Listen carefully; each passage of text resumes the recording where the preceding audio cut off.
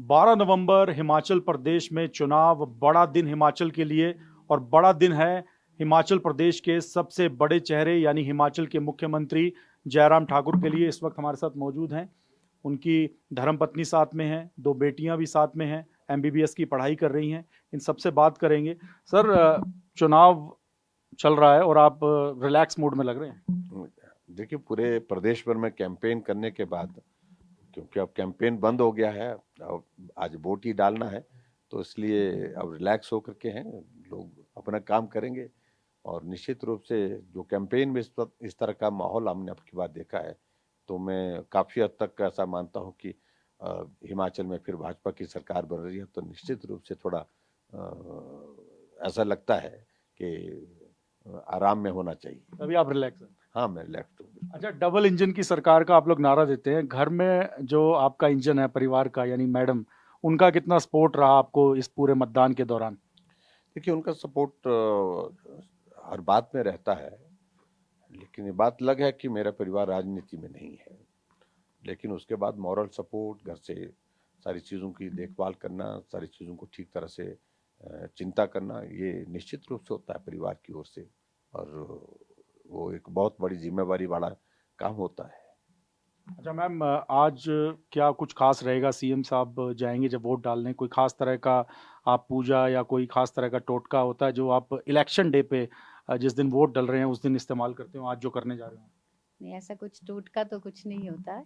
पर जो एक फैमिली ट्रेडिशन है कि जब भी शुभ कोई कार्य करना है या कुछ भी कार्य होता है शुभ कार्य, तो देवी माता के जरूर दर्शन करते हैं। जो हमारी कुल देवी है, उनका स्थान भी हमारे घर पे ही है, तो वहाँ जाते हैं और कुछ ट्रेडिशनल पकवान बनते हैं, उसके साथ हम जाते हैं और उसके बाद हम वोट कास्ट करने जाते हैं। दही चीनी खिलाएंगे सीएम साहब को? ज़रूर। मतलब वो रिवाज है आपके यहाँ? हाँ जी, खिलाते हैं। अच्छा मैम, आपने कैंपेन किया, सीएम साहब तो पूरे प्रदेश में बिजी रहे पूरी कैंपेनिंग में, आपने यहाँ सिराज विधानसभा क्षेत्र यहाँ पूरा संभाला काम आपने? नहीं, मैं क्योंकि गवर्नमेंट जॉब में हूँ, एज ए डॉक्टर हूँ, तो मैं कोई कैंपेन करती नहीं हूँ। अच्छा, लेकिन लोगों से मिले, आपको क्या लग रहा है माहौल? माहौल बहुत अच्छा है। अच्छा, और एक जो नारा दे रहे हैं सीएम साहब की इस बार राज नहीं रिवाज बदलना है, तो रिवाज बदलेगा इस बार? फिर से जयराम ठाकुर सीएम की कुर्सी पे बैठेंगे, लग रहा है लोगों से बातचीत करके? ऐसे ऐसे ही कामना करते हैं हम ईश्वर से। तो दोनों बेटियां भी हमारे साथ मौजूद हैं, एमबीबीएस की पढ़ाई कर रही हैं। आप लोग एमबीबीएस की पढ़ाई कर रहे हैं, क्या पॉलिटिकल यानी राजनीति में आने का, वहाँ डॉक्टरेट करने का कोई इरादा है? नहीं, ये तो बिल्कुल नहीं है। मेरे को तो नहीं करना। आप ऐसा तो प्लान नहीं है अभी तक तो कोई। तो इलेक्शन में कुछ कैंपेनिंग की आपने पापा के लिए? नहीं, हमने तो नहीं की बिल्कुल भी। आप पढ़ाई में ही रहे? हाँ जी, हाँ जी। तो फिर कैसे सपोर्ट किया आपने? फोन पे थ्रू, बस रिमोट तरीके से? उनके थ्रू, हाँ, पापा से बात करके पापा को ही सपोर्ट किया बस, यहीं से कॉल करके बस। अच्छा मैम, आप पूरे कैंपेन में तो सीएम साहब प्रदेश की जिम्मेदारी, इनके पास सीएम के पद पे हैं तो भी पूरे प्रदेश की जिम्मेदारी है, तो आपको और परिवार को वक्त दे पाते हैं? बहुत कम समय मिलता है परिवार के लिए। अब तो जब से सीएम बने तो उसके बाद तो बहुत ही कम मिलता है, पर हम सब लोगों को हमने एडजस्ट कर लिया है इसके साथ।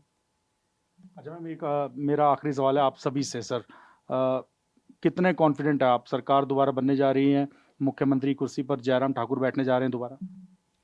एक विषय कुर्सी का नहीं है हमारा, ये है कि हिमाचल प्रदेश में सरकार भाजपा की बनेगी, निश्चित रूप से बनेगी। क्योंकि जो माहौल हमने अब की बार देखा, मैं पिछले कई अरसे से चुनाव लड़ाता रहा हूँ, मैं पार्टी के अध्यक्ष के नाते भी काम किया हूँ हिमाचल प्रदेश में, और उस वक्त भी हमने पार्टी को सत्ता में लाया था 2007 में। तो लोगों के बीच में सत्ता में रहने के बाद जब जाते थे तो अलग तरह का एक माहौल होता था, वो मूड से मालूम पड़ जाता था कि ये बदलाव के पक्ष में है, बदलाव करने की दिशा में है। लेकिन अब की बार वो उस माहौल में बिल्कुल चेंज था, और सरकार को रिपीट करने के लिए जो जोश और जुनून हमने अब की बार लोगों के बीच में देखा है, तो निश्चित रूप से उससे एक बहुत बड़ा संदेश है। और अभी तक देखिए आप, मैं कह सकता हूँ कि जितने भी असेसमेंट हुए, आकलन हुए हैं अलग अलग एजेंसीज के माध्यम से, सर्वे हुए हैं, उसमें एक चीज़ तो बड़ी सभी में आई है कि भाजपा ही सरकार बनाएगी, भाजपा ही आगे है।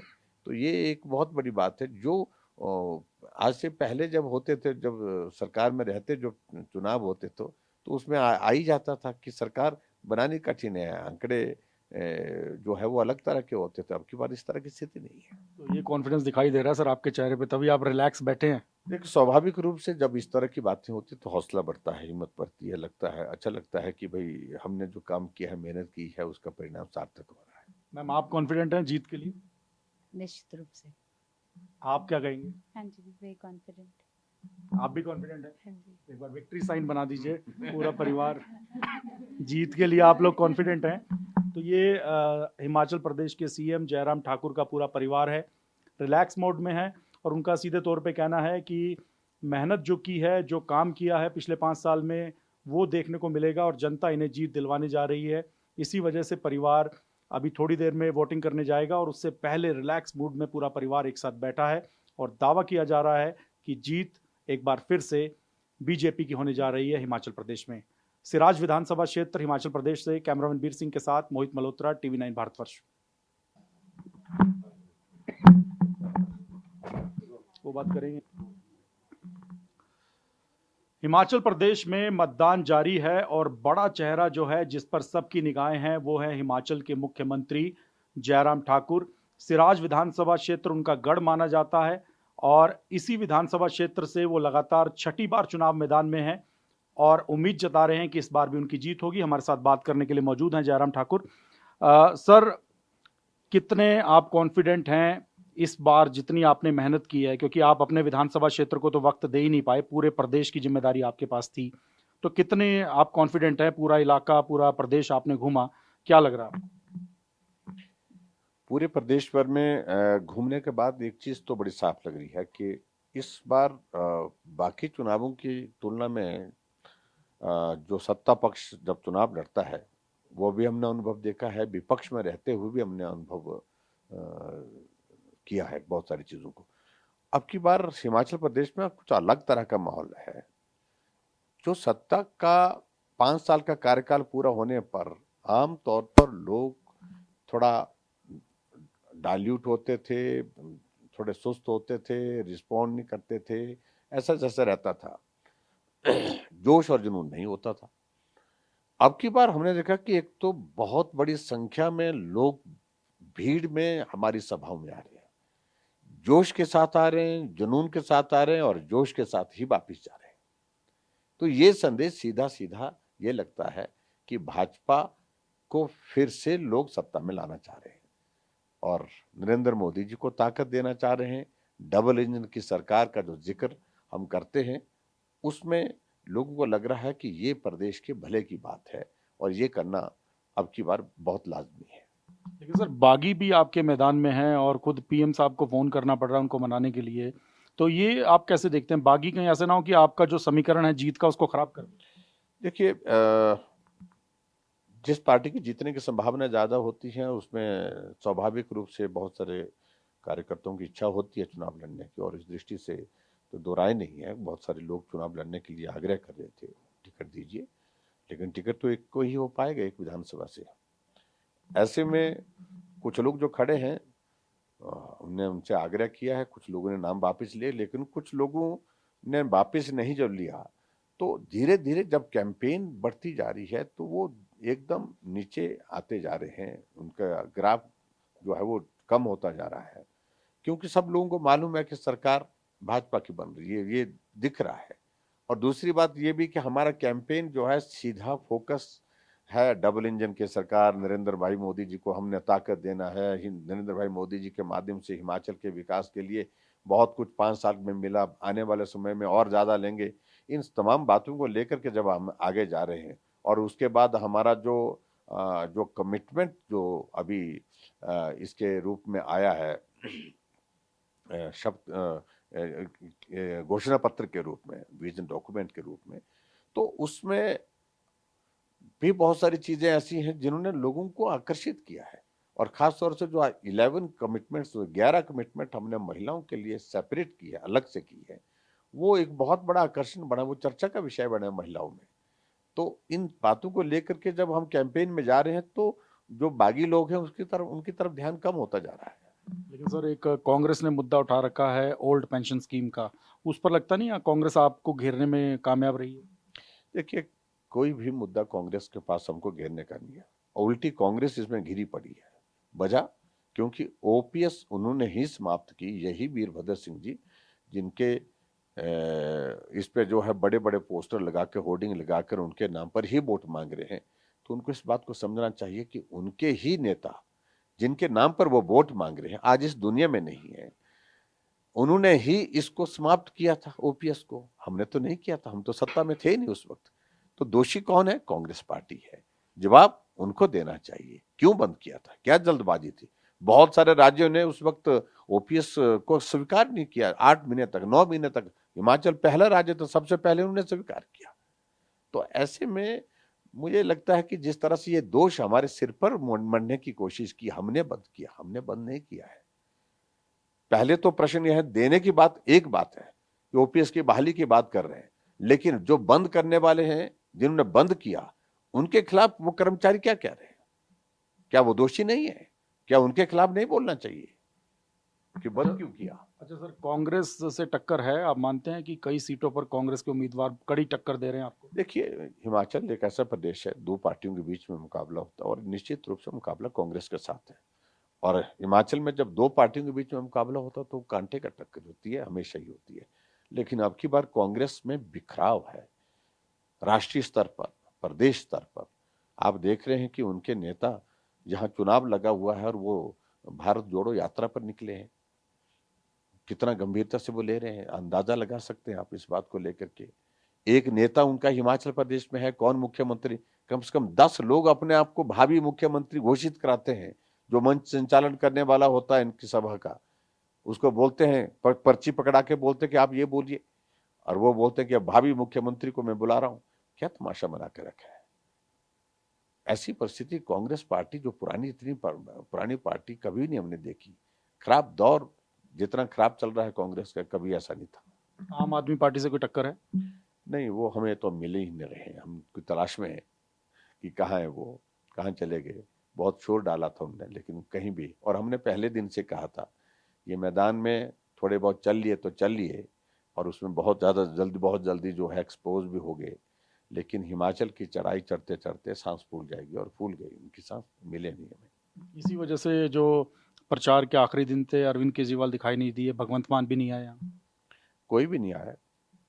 यहाँ टिकट दे करके, जिनको टिकट दे रखे हैं वो अपनी किस्मत को रो रहे हैं। उनको कहा था हम कैंपेन करने के लिए आएंगे, हम आपको एमएलए बनाएंगे। अब उल्टा ये स्थिति है, कुछ टिकट वाले इस बात का भी जिक्र कर रहे हैं कि पैसे लेकर के टिकट तो दे दिया, कैंपेन करने के लिए अब आ नहीं रहे हैं। बहुत सारी बातें हैं वहां पर। तो जो लोग मतदान के लिए आज कतारों में खड़े हैं सर, आपको भरोसा है उन पर कि आपके साथ हैं, आपके लिए वोट डालने आएंगे? मुझे इस बात को लेकर सिर्फ इतना ही कहना है कि बहुत जोश के साथ अब की बार लोग मतदान में हिस्सा ले रहे हैं, और ये जोश निश्चित रूप से भारतीय जनता पार्टी की सरकार को हिमाचल प्रदेश में पुनः सत्ता में लाएगा। और सिराज विधानसभा क्षेत्र में आप छठी बार उतरे, इस बार तो वक्त नहीं दे पाए, यहाँ पे कोई डर है कि कोई उलटफेर ना हो जाए? देखिए, यहाँ डर का सवाल ही पैदा नहीं। हिमाचल में काम करते हुए मैंने पार्टी के अध्यक्ष के नाते भी चुनाव लड़ा। उस वक्त में प्रदेश में बहुत जगह गया हूँ, ऐसा नहीं कि मैं अध्यक्ष के होने के नाते अपने विधानसभा क्षेत्र में रहा हूँ। अब की बार में एक दिन में नॉमिनेशन के लिए आया था, और आधे आधे घंटे के लिए 3 छोटी छोटी सभाएं मैंने की अपने क्षेत्र में। और इसके सिवाय मैं अपने चुनाव के प्रचार के दौरान अपने विधानसभा क्षेत्र में नहीं आया, क्योंकि मेरे सिराज विधानसभा क्षेत्र के लोग मुझे बहुत प्यार करते हैं। उन्होंने कहा कि आप प्रदेश जीतिए, सिराज हम आपको जिता करके देंगे। सर एक मेरा आखिरी सवाल है, आला कमान ने पूरा सम्मान हमेशा दिया है हिमाचल प्रदेश को, जेपी नड्डा साहब पार्टी के अध्यक्ष, अनुराग ठाकुर केंद्रीय मंत्री, और आप सीएम यहाँ से हैं ही, तो प्रतिष्ठा दांव पर लगी। आप मानते हैं कि हिमाचल अगर हारे तो इसके काफ़ी बड़ा एक मैसेज जाएगा, ये आप मानते हैं कि प्रतिष्ठा पूरी साख आपकी दांव पर लगी हुई? देखिए, एक बात तो मानना पड़ेगा ना कि स्वाभाविक रूप से जब चुनाव होता है तो जिम्मेवारी लेने के लिए तो तैयारी रखनी ही पड़ेगी किसी न किसी को। और स्वाभाविक रूप से हिमाचल प्रदेश में भारतीय जनता पार्टी की सरकार बनेगी, हमारी टोली, हमारी एक टीम होती है जो काम करती है, उस टीम को ये काम करने का दायित्व दिया गया है, उस टीम के साथ हम काम कर रहे हैं। लेकिन बतौर मुख्यमंत्री मैं हूँ तो लार्जर रिस्पॉन्सिबिलिटी मेरे ऊपर है ही है निश्चित रूप से, जिसको स्वीकार करना ही है।